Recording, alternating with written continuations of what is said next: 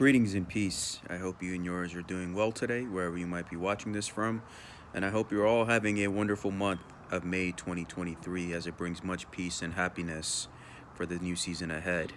The title of today's presentation that I would like to do is basically Freemasonry as a lodge system, and then Freemasonry as a actual spiritual philosophy and practice, right?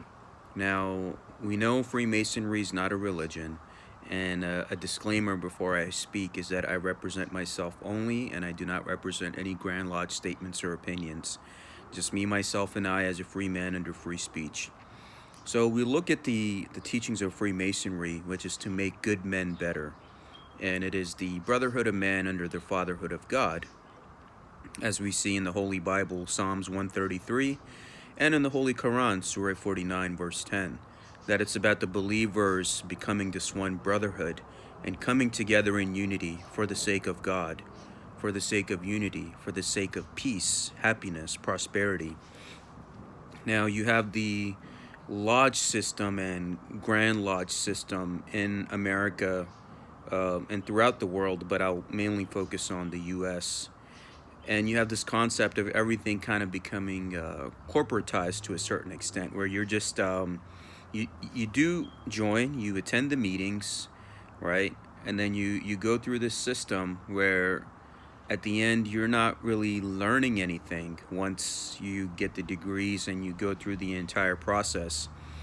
There comes a time when you're just dealing with your average business meeting. And most people in this day and age that we're currently living in do not want to get suited and booted and leave their families and go where it's just a business meeting occurring, and the spiritual side or the esoteric philosophy is not being covered. And that's what we see right now is, and that's the reason why most average lodges are just struggling to have enough bodies to open and close the lodge, right?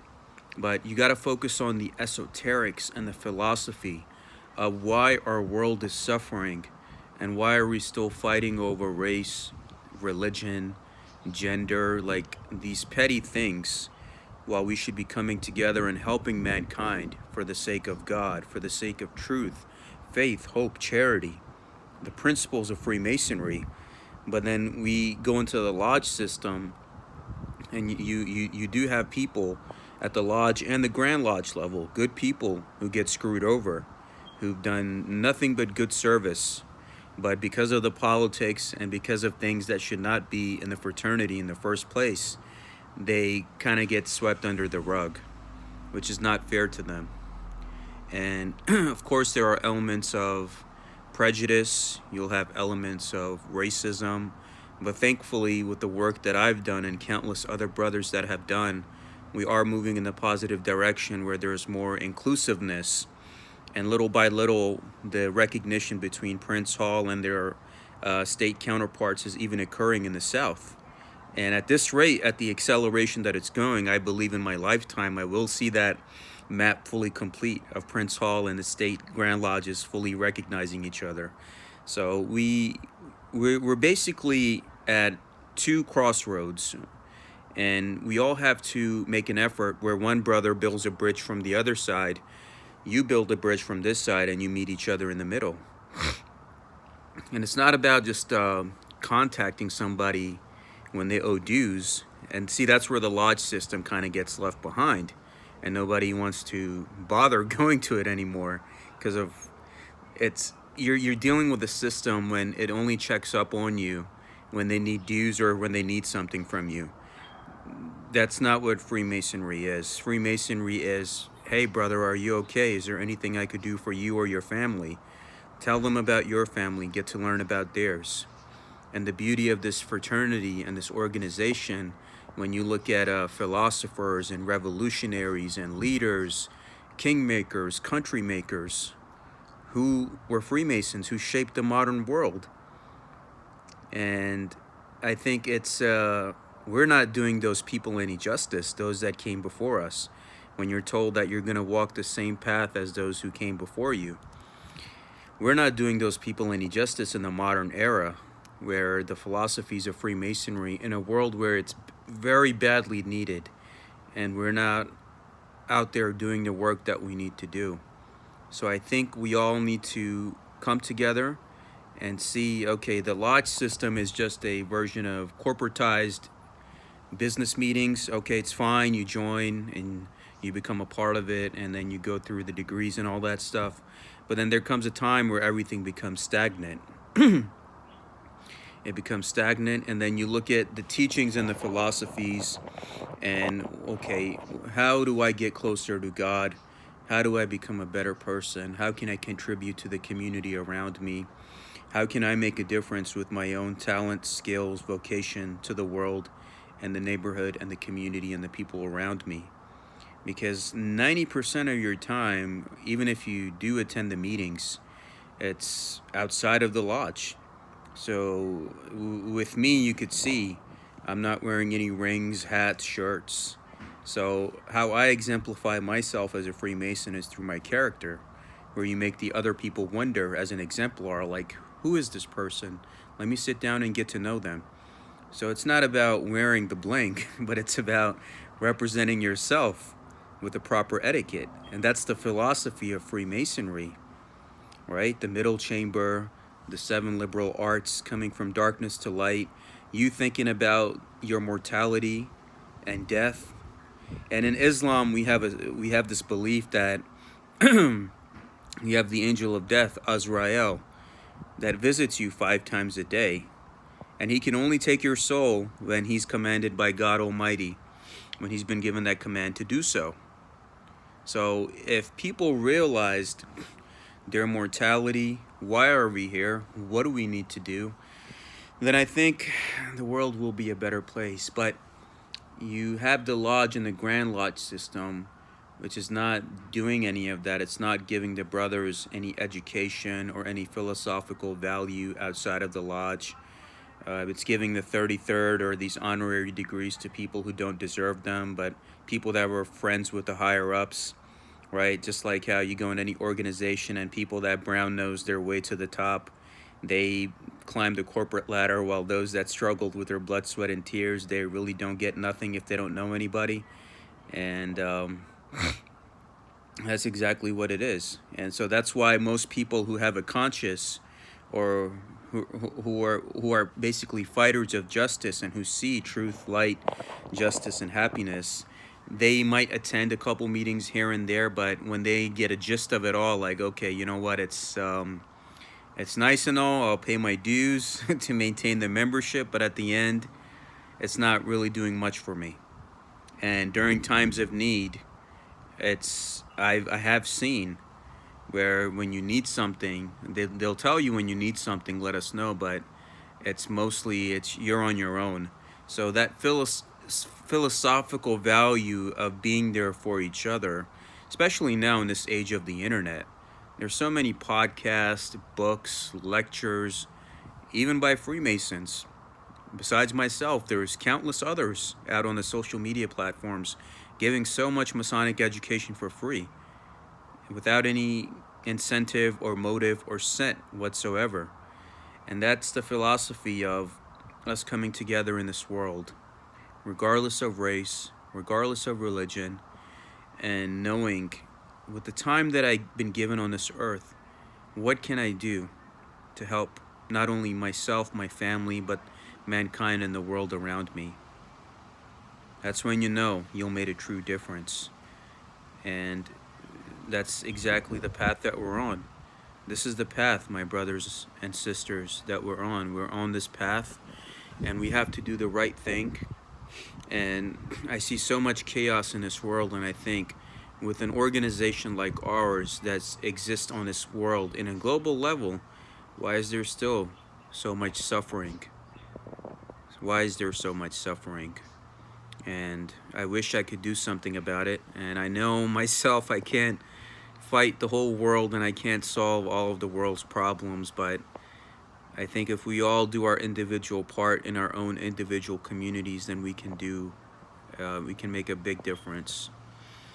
And we have to get out of that clique mentality of establishing cliques and just dealing with people that you want to deal with, And in the fraternity, in the lodge system, I've only have like maybe 2 or 3 actual true brothers and friends who make the effort to see me outside of lodge.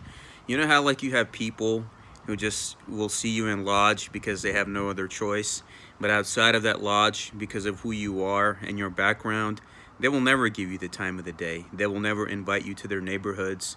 They got their own separate neighborhoods, their own cliques, their own people that they deal with, and they probably would just walk right past you if they saw you outside of lodge in their neighborhoods. There are people like that. So that's why with those kind of behaviors and what people have experienced, the attendance of the fraternity is really low. Because if you're promoting a philosophy of brotherly love, relief, and truth, but then it's not being shown in moments where it needs to be shown, then those people walk away.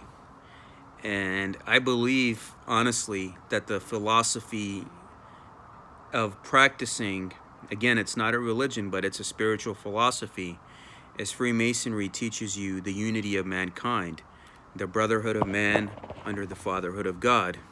Take a little tea break.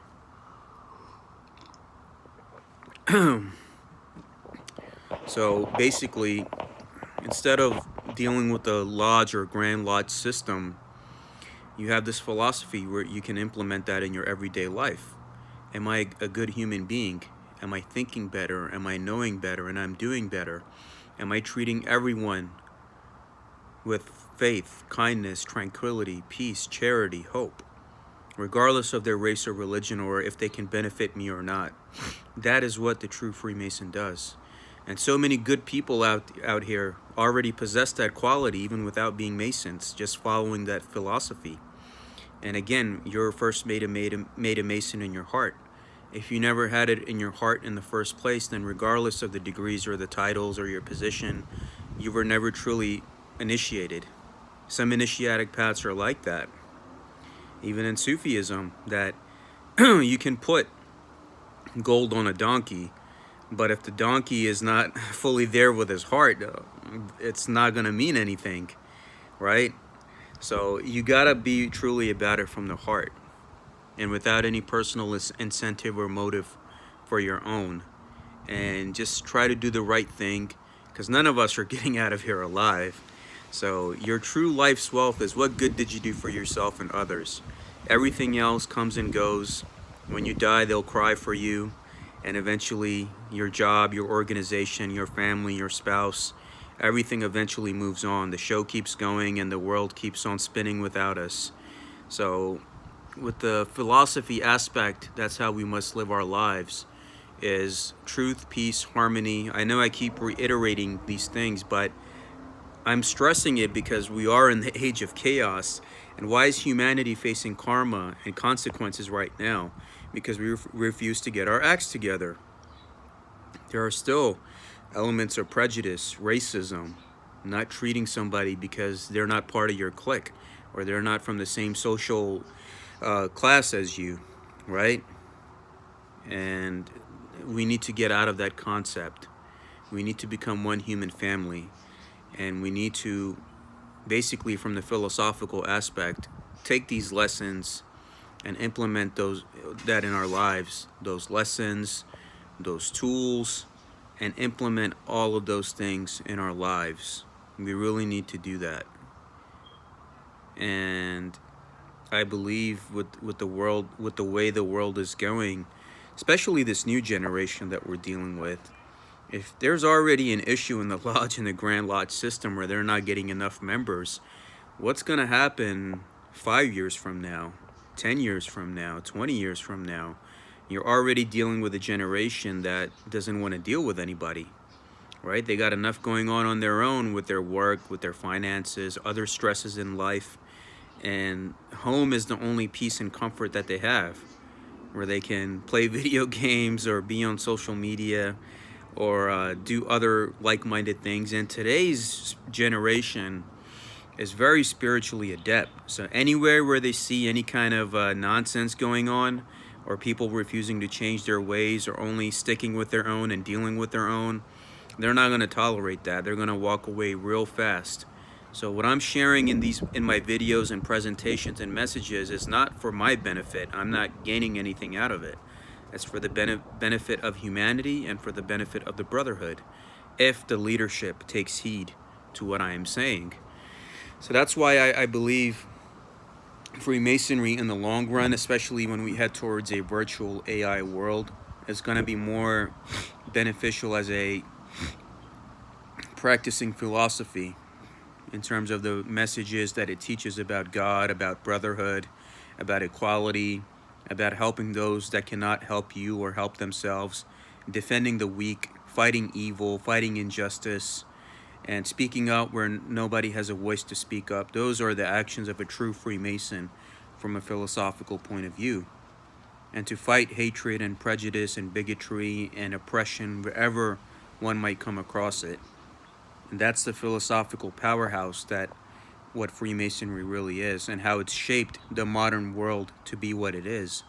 So I would say that those philosophical lessons and repeating those philosophical lessons need to be brought back to the lodges. And maybe there needs to be a lodge where it's a philosophical lodge, where you have a lot of these guys that are hungry for the truth, they're hungry for knowledge, they're hungry for all of these things, but they're not being given to them, right? It's not being given to them. And that's the thing. You're dealing with something that even if you are a Master Mason in good standing, there will be certain situations and events where you cannot petition or apply for. It's if you're friends with the higher ups, or if you kind of brown nosed your way to the top, that's the only way those certain doors open up for you. And we have to be on the level. When it's about being on the level, it has to be inclusiveness for everyone, right? It's like me, I could join, as a Muslim, I could join the Scottish Rite here in America and be a 32nd and all that good stuff. But if I go to other European countries, I cannot. It's only for Trinitarian Christians, even though Freemasonry is not a Christian organization. So see, when you get down to the divisions of the lodge and the Grand Lodge level, and some of the business aspects and anything that you see, it kind of drives the younger generation away. You have to be, if you're truly saying that you're on the level and you want equality and inclusiveness for all, then you truly have to be about it. And that's why I say, like with a question mark, Freemasonry as a lodge, Grand Lodge system, or Freemasonry as a philosophical practicing society. And that's, I think, we need more of an emphasis on that. We need to bring those lessons and teachings back in a world where those lessons and teachings are not being implemented or being taught anymore. It's not about petty differences like, oh, who's going to take the chair in the lodge, or who's going to pay dues, or who's going to do this. At the end, if that's the only thing one is finding, or if they see that they gave their blood, sweat, and tears, but somebody else who didn't deserve it got the honor and stuff like that, then that kind of turns them off too, and people just go away. Because people go where they feel welcomed, appreciated, loved, and where they are getting truth. They're getting an investment of their time, energy, getting suited and booted and leaving their families for so many hours. And if they just come back from just corny jokes at the dinner table or business meetings, then they're not going to bother with that. They rather just study the philosophy of Freemasonry and implement that in their lives in terms of the lessons, the teachings, the countless hours of education that's on the internet now with books, lectures, presentations, podcasts. I myself have created, just me as a single man, I've created over 150 plus Masonic education presentations on so many religions, topics, philosophies. I've did it. So many other brothers are doing it. They're writing papers, lectures, podcasts. So you could get all of this stuff from the comfort of your own home and still be a good human being and be a good man and apply those teachings to your life. So That's basically it. And because it's now corporatized and it's like mainly on the business, they're just letting anyone into the fraternity now. And some people are being admitted into the fraternity who do not deserve to be in there. That's where you get the whole Westgate conversation going on. So it's like it's not supposed to be a business, or it's not supposed to be with a corporate mindset where you're just worried about numbers so you could keep your organization alive. It's about you keeping your organization alive through good men. So I believe Freemasonry that in this whole country or in this whole state where I'm in, we could be only 10 guys or 15 guys, but we're the best of the best of the best. And that's what should count. Philosophically, morally, ethically, spiritually, where you're as much a brother to a brother in lodge, and outside of it as well. You're not only his brother in lodge just for the time being, but you're also his brother outside of the lodge. You're a friend to a friend, you're a neighbor to a neighbor, etc., etc. So we need to start bringing those philosophical lessons back if we want this organization and its ideas and its philosophies to survive in the future. I rest my case. I hope you were able to benefit from my presentation for the month of May. If there's anything you want me to do that you would like to see which I have not done, let me know and I'll make it happen for you. And of course, my email, everyone has it. You can email me, it's in the description below. And I represent myself only, and I do not represent any Grand Lodge statements or opinions. Peace.